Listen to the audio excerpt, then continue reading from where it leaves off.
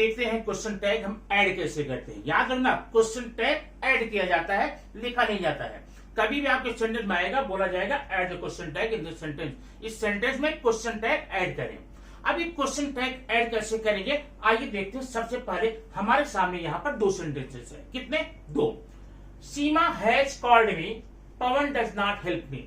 ध्यान रखना, आज का ये क्वेश्चन टैग का जो टॉपिक है बहुत ही सिंपल होगा, बहुत ही आसान होगा। पूरा वीडियो देखने के बाद में अगर आपको समझ न आए, आप कमेंट बॉक्स में जरूर लिखिए।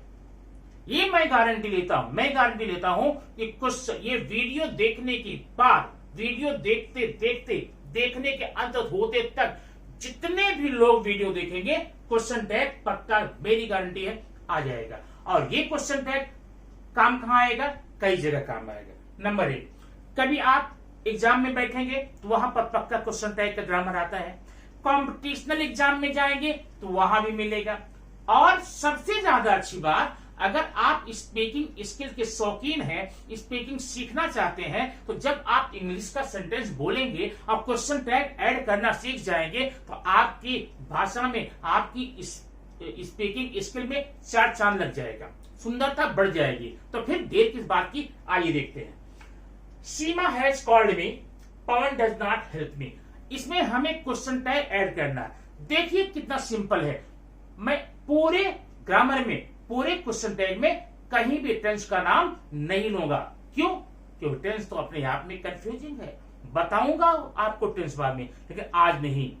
आज हम सारा का सारा काम हेल्पिंग वर्ब से करने वाले। हेल्प का कभी भी टेंस का नाम नहीं लेंगे। देखिए, आप सबसे पहले पूरा सेंटेंस यहां पर लिख लीजिए। सीमा हैज कॉल्ड मी। अब देखना, ये सेंटेंस आपने लिख लिया। ध्यान देना, जब भी आप क्वेश्चन टैग ऐड करेंगे, ये सेंटेंस फुल्ली लिखना पड़ेगा। केवल क्वेश्चन टैग लिख के नहीं आना, नहीं तो रॉन्ग हो जाएगा। क्योंकि क्वेश्चन टैग लिखने को नहीं, ऐड करने को बोला गया है। ठीक है, सीमा हैज कॉल्ड मी हो गया। अब सबसे पहले आपको काम क्या करना है, देखिए क्या इस सेंटेंस में कोई हेल्पिंग वर्ब है। अगर हेल्पिंग वर्ब है, आपका काम हो गया। कैसे यार देखना, हेल्पिंग वर्ब है, हैज है, बस हो गया काम।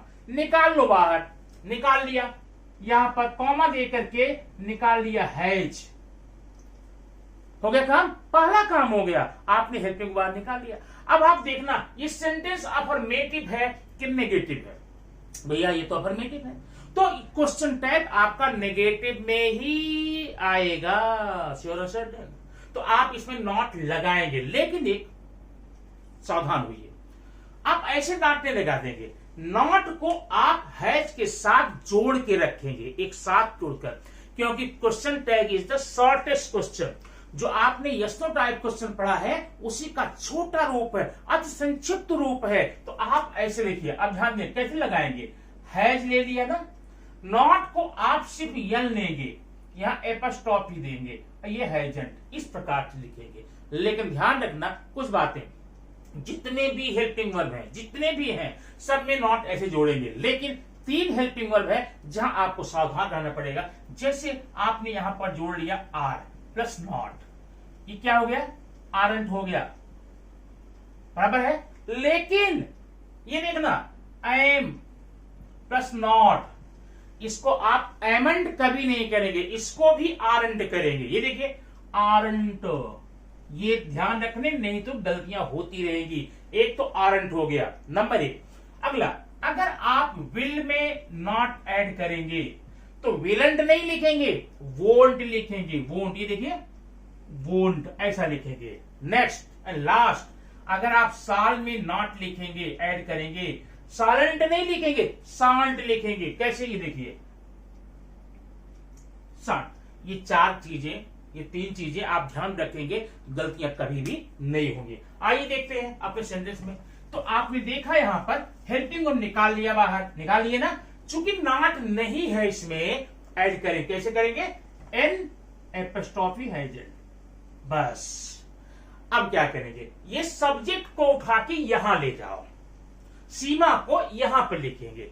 तो हैजंट सीमा हो गया। नहीं, अब सीमा नाउन है ना, कभी भी क्वेश्चन टैग में नाउन फॉर्म नहीं लिखेंगे, प्रोनाउन बनाएंगे। सीमा का प्रोनाउन क्या बनेगा? अब देखिए, अगर ये फीमेल है, सिंगुलर है तो सी लगाना, मेल है, सिंगुलर है ही लगाना, कोई वस्तु ऑब्जेक्ट है, नॉन पर्सन है जो इंसान नहीं है, सिंगुलर है तो इट लगाना, और अगर प्लूरल में हो, चाहे मेल हो, फीमेल हो, कोई वस्तु हो तो दे लगाना। तो सीमा का प्रोनाउन हो जाएगा सी। ये आपका क्वेश्चन टैग हो गया। Seema has called me, hasn't she. अब बताइए इसका कर लेंगे ना। Pawan does not help me, ये सेंटेंस आप पूरा लिखेंगे।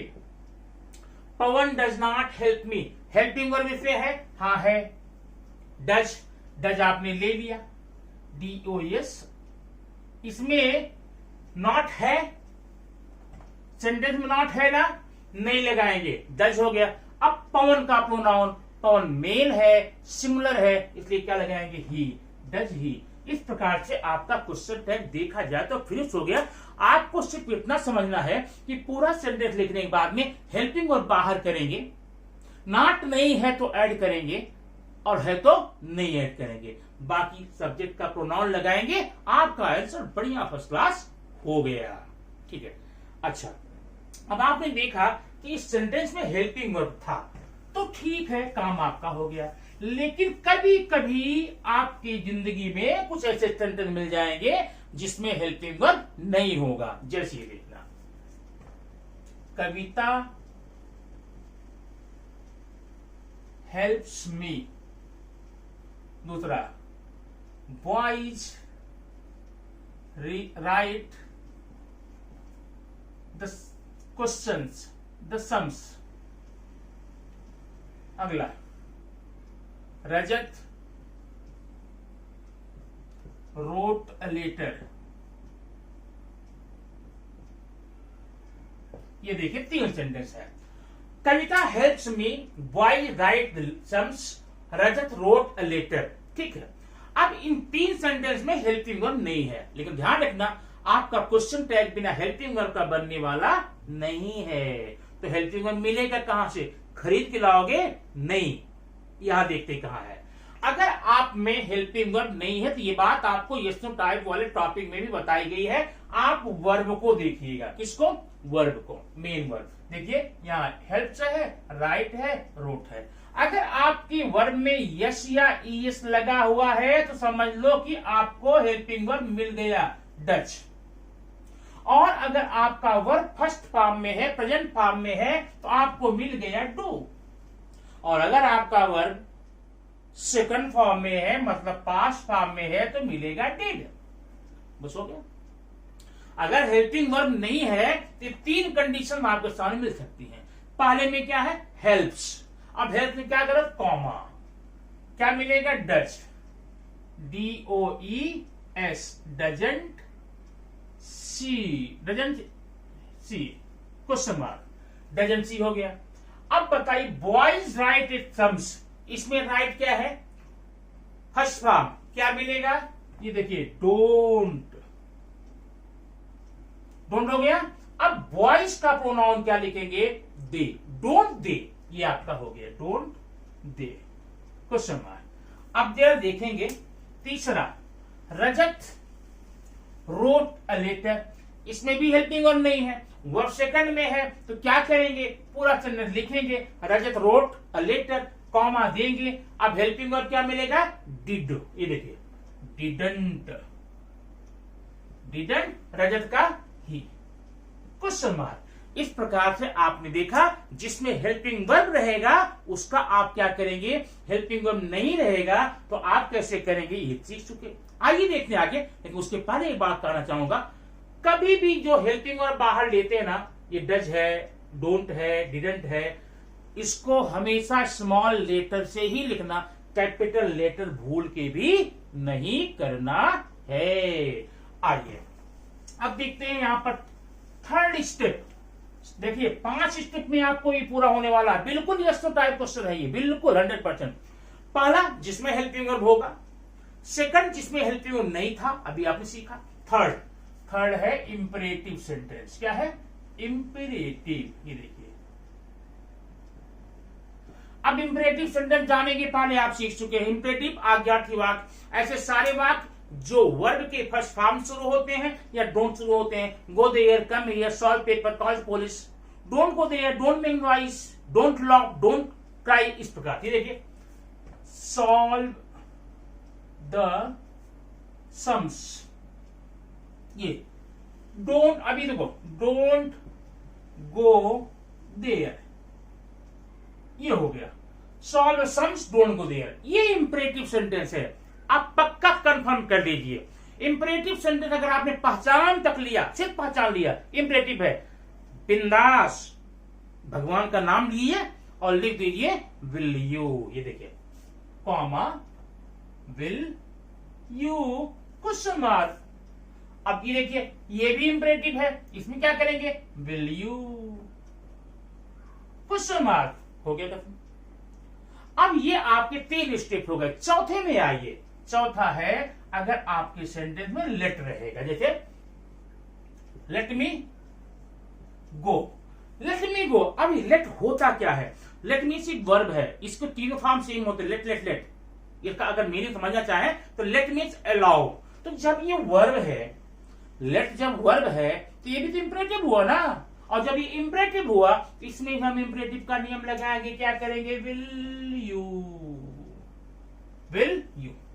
क्लियर, 4 स्टेप हो गए। 5वां और आखिरी में आप पहुंच चुके हैं। 5वां है अगर आपके सेंटेंस में लेट्स रहे, ये देखिए, let's move fast, let's move fast. अब अगर ऐसा सेंटेंस ये कभी भी आ जाए, सजेशन का सेंटेंस होता, सजेस्ट किया जाता है, कभी भी आ जाए, ज्यादा डीप नहीं जाएगी, कभी भी लेट्स आ जाए, बिंदास हो जाइए, 100% आंख बंद करके लिखिए, शाल बी या शुड बी। देखिए 2 वर्ड है, या तो शाल बी या फिर शुड बी, ये देखिए, कॉमा, यहां पर शाल बी, क्वेश्चन मार्क, हो गया।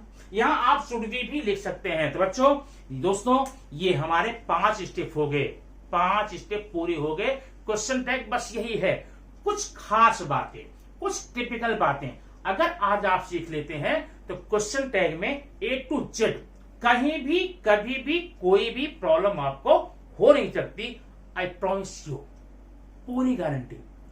5 नियम आपने ये देख लिया सॉरी, अब कुछ खास बातें और देख लीजिए, जिंदगी में कभी भी कोई परेशानी नहीं होगी। आइए देखते हैं कौन सी बातें हैं। अब देखिए,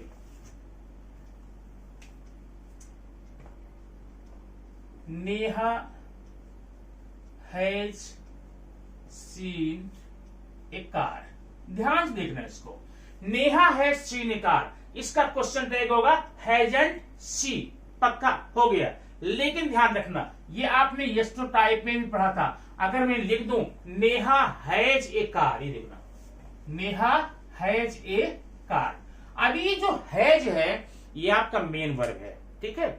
अगर हैज, हैव, हैड वाले सेंटेंस में कोई मेन वर्ब आ जाता है तब तो हैज, हैव, हैड को आप हेल्पिंग वर्ब मान के चलना, और अगर कोई मेन वर्ब नहीं है तो ये हैज, हैव खुद अपने आप में मेन वर्ब हो जाएगा।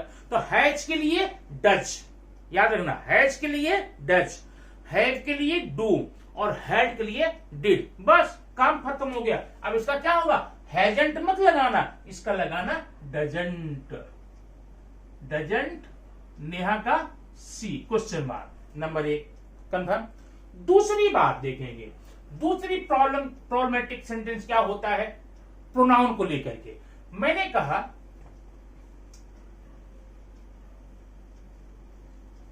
Rahul was very cunning. अब ये sentence, Rahul was very cunning, इसका क्वेश्चन टैग सिंपली आप कर लेंगे वाजंट ही, वाजंट ही, राहुल का ही। अगर मैं यहां फीमेल करता हूं सी करेंगे, लेकिन अगर मैं मान लीजिए यहीं पर कर दूं crow, crow was very cunning. अब यहां बच्चों को बहुत ज्यादा कंफ्यूजन होता है, ऐसे जब पेड़ पौधे हों, पक्षियां हों, जानवर हों, गाय बैल भैंस हों, तो कौन सा प्रोनाउन लगाएं, ही लगाएं कि सी लगाएं। अब इसके लिए एक सिंपल सा नियम समझ लीजिए। नियम नंबर 1, अगर इंग्लिश लैंग्वेज में क्रो के लिए मेल फीमेल वर्ड मिले हैं, बने हैं, दिखते हैं, तब तो मेल के लिए ही लगाएंगे और फीमेल के लिए सी लगाएंगे। लेकिन अगर इंग्लिश लैंग्वेज में अंग्रेजों ने कौवे में मेल फीमेल वर्ड का डिफरेंस नहीं दिया है, अलग अलग वर्ड नहीं दिए गए हैं, ऐसी कंडीशन में आप इट लगाएंगे। याद रखना, क्या लगाएंगे? इट। तो इसका हो जाएगा, क्या होगा? Wasn't it. ये ध्यान रखना, इस बात गलती नहीं होनी पाए। जहां पर अभी क्रो में, ये क्रो मेल है फीमेल है मुझे पता नहीं, अंग्रेजों को पता नहीं, यार इट लगाएंगे। जैसे अब मैं काऊ कर दूं, काऊ में मेल फीमेल होता है, तब आप वहां सी और ही लगाएंगे।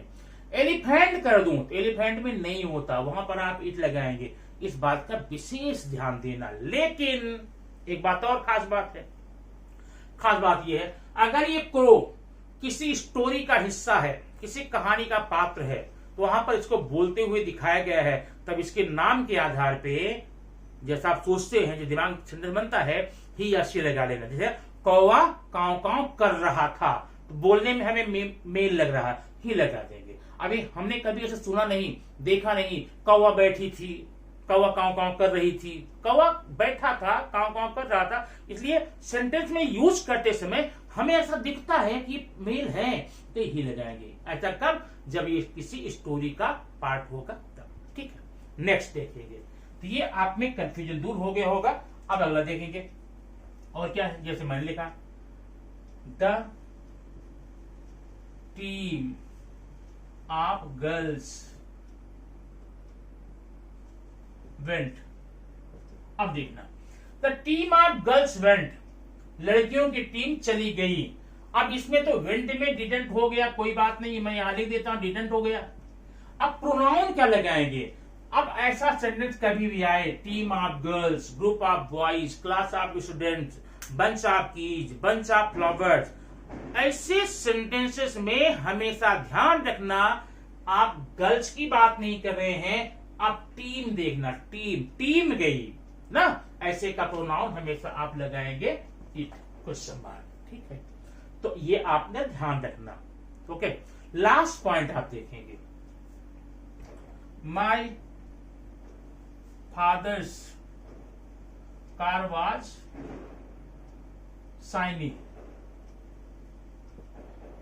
My father's car was shiny, पर ठीक है, वाजंट मैं ले लेता हूं, वाजंट।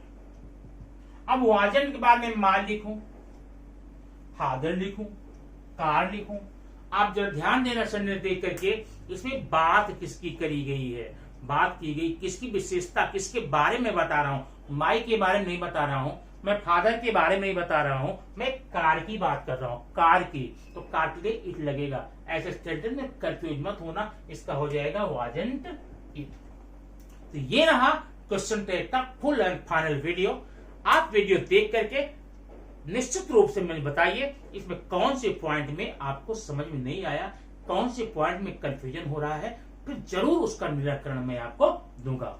और पहली बात तो मुझे पूरा विश्वास है कि कहीं भी कंफ्यूजन नहीं होगा, आपने अगर वीडियो बिना स्किप किए हुए पूरा देखा होगा तो। इस प्रकार के क्वेश्चन टैग आपके राइटिंग स्किल के लिए, रीडिंग के लिए, स्पीकिंग के लिए, ग्रामर के लिए, हर जगह काम आने वाला ये ग्रामेटिकल पॉइंट आपका हुआ पूरा। Thank you very much. फिर मिलते हैं नेक्स्ट वीडियो में कुछ ऐसी ही सुंदर जानकारी वाली वीडियो के साथ।